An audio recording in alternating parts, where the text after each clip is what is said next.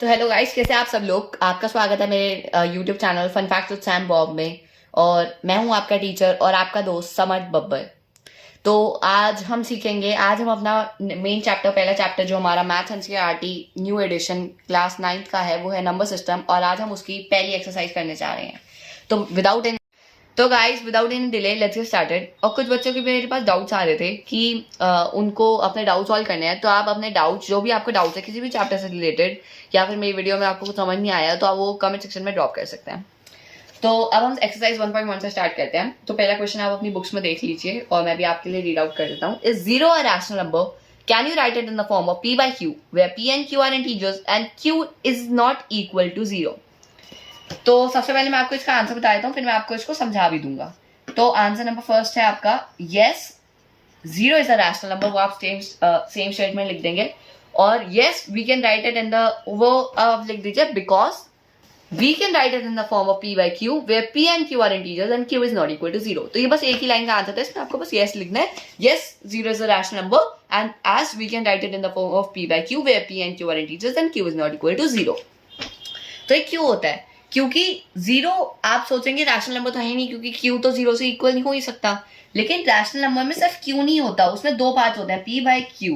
Rational number होता है जिसमें P and Q R integers, और वो हम उसको पी बाई क्यू फॉर्म में लिखते हैं।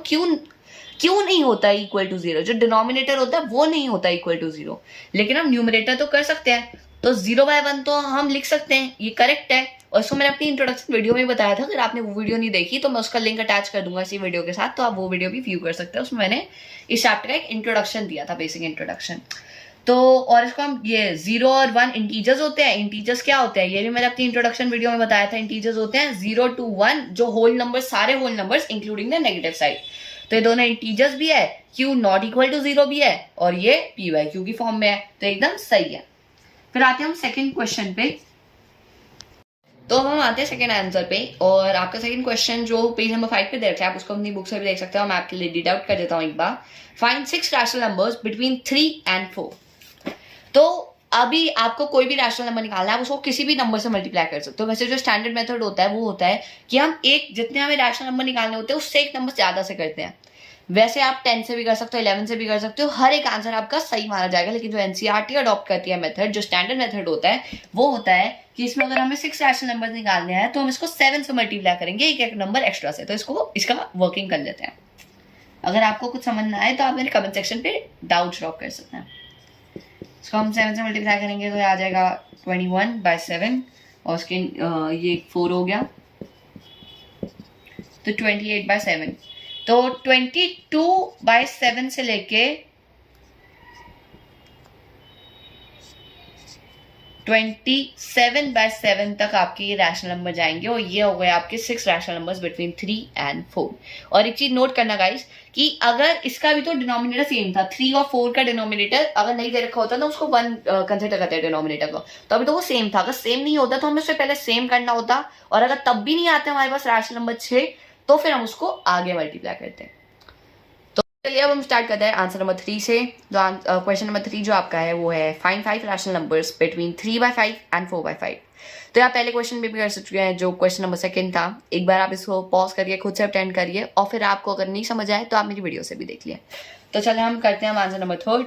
आंसर नंबर 3 में आपके पास है 5 रैशनल नंबर्स बिटवीन 3/5 and 4/5। तो इनका भी डिनोमिनेटर वही हमारे पास सेम ही है। ये इजी क्वेश्चन है, इनमें डिनोमिनेटर पहले से सेम करके दे रखा है। तो मैंने आपको क्या बताया था कि अगर जितने भी रैशनल नंबर निकालने होते हैं उससे एक नंबर ज्यादा से मल्टीप्लाई करते हैं। इसमें 5 निकालने हैं तो हम इसको 6 से मल्टीप्लाई करेंगे। इंटू 6 इज इक्वल टू 18/30, और 4/5 इंटू 6 इज इक्वल टू 24/30। तो 19/30 से लेके आपके 23/30 तक जितने भी रैशनल नंबर जाएंगे वो आ गए आपके 5 rational numbers between 3/5 and 4/5। Guys अब हम शुरू करते हैं आंसर नंबर 4 से। क्वेश्चन नंबर 4 है आपका, जो आपका पेज नंबर 5 पे दे रखा है, वो है state whether the following statements are true और false, give reasons for your answer. तो आप पूरा क्वेश्चन अच्छे से पढ़ना, सिर्फ एग्जाम में ट्रू फॉल्स मत लिख के आ जाना, उनके रीजन देने हो तो रीजन भी देके आना, नहीं तो आपका हाफ मार्क्स डिडक्ट हो जाएगा।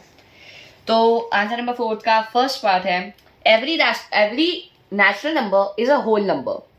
तो मैंने आपको अपनी इंट्रोडक्शन वाली वीडियो में बताया था कि नेचुरल नंबर्स कौन से नंबर्स होते हैं। नेचुरल नंबर्स वो नंबर्स होते हैं जो 1 2 3 और इन्फिनिटी तक जाते हैं, और होल नंबर्स होते हैं 0 1 2 3।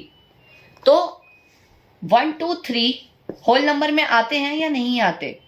हाँ आते हैं, क्योंकि होल नंबर क्या होता है 0 1 2 3।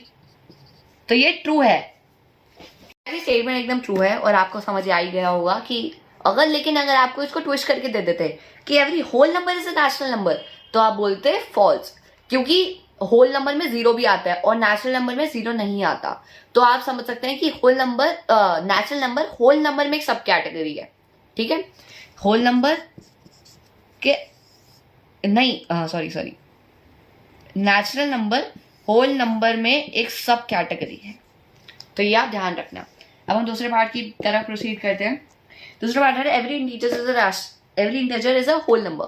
तो इंटीजर्स क्या होते हैं? इंटीजर्स वो नंबर्स होते हैं जो whole numbers including the negative side. तो इसके भी ये जो होल नंबर है, इसके भी ये होल नंबर भी एक सब डिविजन होती है of integers.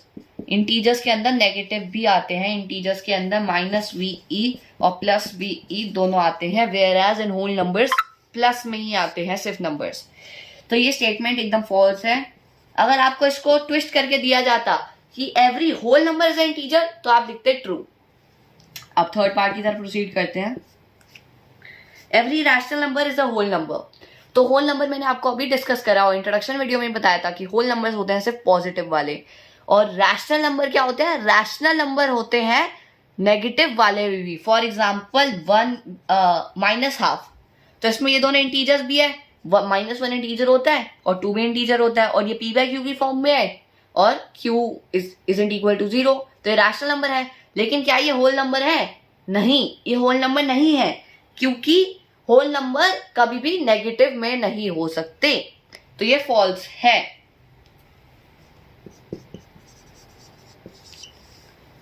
Your teacher Samad Babbar signing off. Stay tuned for more such content. Your exam syllabus will be covered shortly.